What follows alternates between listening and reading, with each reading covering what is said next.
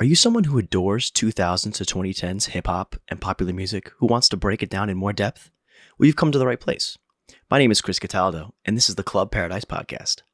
My goal here is to analyze music, provide cultural context, and my overall opinions on individual songs as well as full-length albums. Although I'm not your typical quote-unquote music guy and have no professional experience in analyzing content, I enjoy listening to music a ton like most people do. I think music has a special place for everybody. It's really a language that everyone can speak and relate to. Everyone has opinions on music, and that's why it's so fun to talk about it in great length.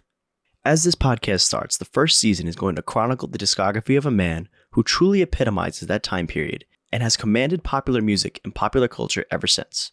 This man is Aubrey Graham, who you might know more commonly as Drake. You'll be hearing this analysis through the eyes of a suburban middle-class 20-something who had Drake's music become the soundtrack of his formative years. I've been there through Drake's whole career to date, almost like a play-by-play, judging and critiquing his music right upon its release and adding it to the music library immediately after. My only real claim to fame is that in 2021, I was in the top 0.5% of Drake listeners in the world on Spotify. And then in 2022, I jumped up to the top 0.1%, which is roughly the top 68,000 people on Spotify in the world. I know the good stuff, the bad stuff, the highs, the lows, the bangers, and the slow jams. So strap in as we dig in on all things Drake. Drake is a pretty complicated person. His many differing personas, constant social media virality, and the often questionable song lyric all contribute to his growing identity. At the end of the day, almost everybody from the ages of 15 to 35 has an opinion on him. And if you actually ask people what they thought of him, you surely would get a range of different answers. It is easily forgotten, but when Drake breaks onto the scene with his now acclaimed mixtape So Far Gone, he was far from beloved, actually quite the opposite. This was a type of sound that had started with Kanye's 808s and Heartbreak, the idea of this singing rap style that softened hip-hop as a whole and helped to widen the demographic of listeners while propelling hip-hop into the forefront of popular music.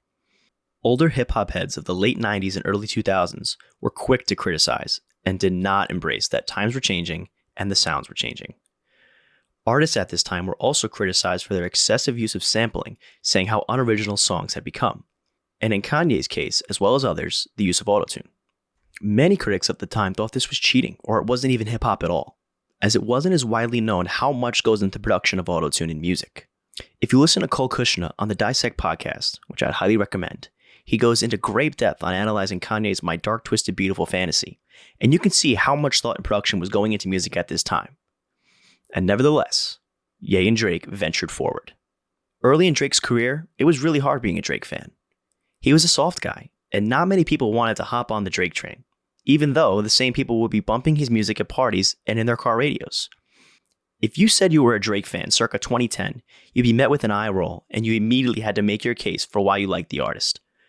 You were determined to be soft, just as he was, and there was nothing else to it. It was cut and dry. The idea of the Canada-based Jewish rapper didn't seem to have a lot of legs for marketing at the time, but ironically, these qualities truly made him stand out in the no press is bad press kind of mentality.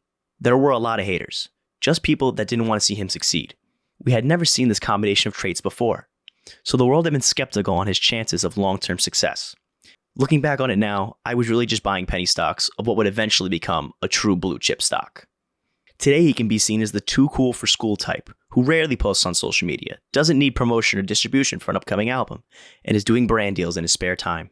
But the Drake that I remember from my youth was a polar opposite. He was a sharp, hungry youth trying to fight for his spot in the rap and music game.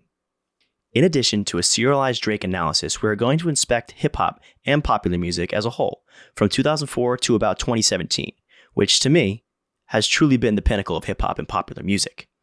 I'll also be dedicating episodes to the analysis of top songs from each year, what's currently on my playlist, and even other full album breakdowns from other impactful artists. I do want to give a quick shout out to Cole Kushner from Dissect, Jinx and Shay and Kerm from No Skips, and Charles from The Ringer Music Show, as they have truly inspired me to take this on and try something new. They've shown me how fun and interesting this can be, and I'm excited to get it started. My hope is to make this same podcast as engaging and informative as possible, while still being easy enough to listen to on your car ride to work. I hope you all enjoy the show. Make sure to like, share, and subscribe as you see fit so I can grow my content and grow my following. You can follow me on Instagram and TikTok and right here on Spotify. Thank you so much. See you at the next episode.